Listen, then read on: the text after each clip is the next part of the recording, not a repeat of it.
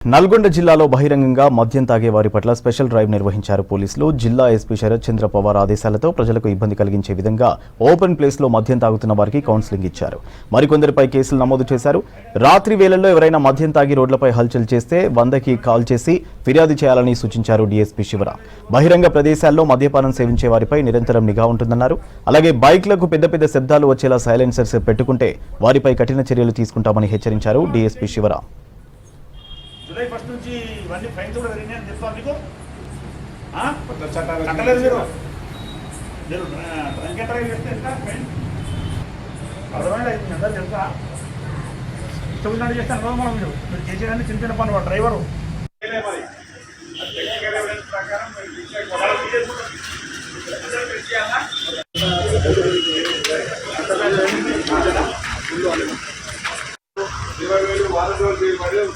ఇప్పుడు జడ్జి గారు కూడా కొత్త తీసుకొచ్చినారు.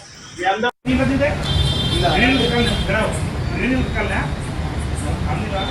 వెంచర్లో తింటే ఆర్డర్ తీసుకోవాలి. అదే వెంచర్లో కనిపిస్తున్నావు 7 తర్వాత బయట కనిపించదు. పిల్లలు వండుకోవాలి, చదువుకోవాలి.